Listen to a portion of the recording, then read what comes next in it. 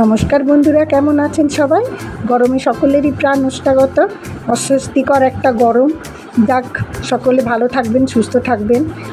আমার একটা নতুন ব্লগে আপনাদের অনেক অনেক স্বাগত। এখন বাজে ঘড়িতে 6টা, আর এখন থেকেই আমি আমার ব্লগটা স্টার্ট করছি। বেসিনে কিছু বাসন ছিল, সেগুলো ধুয়ে নিলাম। তারপরে সোনা স্কুল যাবে, তার টিফিন রেডি করতে চলে আসলাম। সোনা আমার স্কুলে টিফিন নিয়ে যাবে লুচি আর ঘুগনি। মটরটা আগের দিনই ভিজিয়ে রেখেছিলাম। সকালে উঠে আলু, পেঁয়াজ, আদা, রসুন, টমেটো কেটে নিয়ে আমল দিস্তায় তেতো করে ঘুগনিটা বসিয়ে দিয়ে অন্য কড়াইয়ে লুচিটা ভেজে নিলাম। দেরি করে উঠলে দেখবেন কাজের ঢিলামি হয়ে যায়। একটু সকাল সকাল ঘুম থেকে উঠলে পরে না অনেকটা টাইম পাওয়া যায়।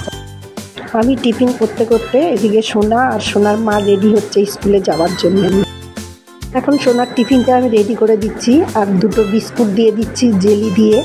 সোনার টিফিন রেডি করে দিয়ে আমি আমার নিত্য কাজ করতে চলে গেলাম। ঠাকুরের নাম নিয়ে ঠাকুর ঘর পরিষ্কার করে চলে আসলাম। একদিন যদি একটু সকালে না করি না ঠাকুর ঘর পরিষ্কার, তাহলে অনেকটা বেলা হয়ে যায় পরিষ্কার করতে। এদিকে আমার সোনা আর ওর মা রেডি হয়ে বেরিয়ে গেল স্কুলের জন্যে। সোনা আর সোনার মা রেডি হয়ে বেরিয়ে গেল। এবার নিজে একটু ফ্রেশ হয়ে চা খেয়ে নেব, তারপরে আবার আসবো তোমাদের সামনে।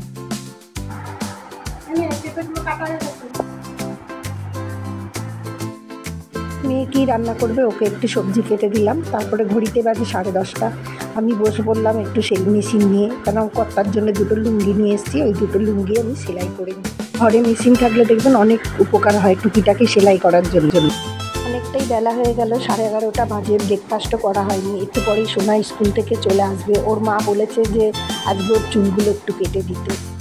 চুল কাটতে বসে কীরকম লাফাবে দেখবেন না। সে তো আমাকে বলেই গেছে, দিদা আমি কিন্তু চুল বড় করব, আমি তো বেশি ছোট করব না চুল। এই হোক, তাড়াতাড়ি করে ব্রেকফাস্টটা সেরে নিব, কারণ আসলে পরে যুদ্ধ শুরু হবে। ব্রেকফাস্ট করতে করতেই সোনা আমার স্কুল থেকে চলে এসছে। একটু বিশ্রাম নিয়ে নিই, তারপরে আবার আসছি আপনাদের সামনে। দেখবেন কীরকম যুদ্ধ হয়।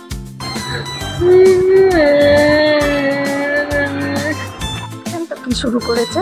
যদি আমার এই ভিডিওটা ভালো লাগে তাহলে পাশে থাকবে। এখানেই আমি আমার ভিডিওটা শেষ করব। দেখা হবে পরের ভিডিওতে।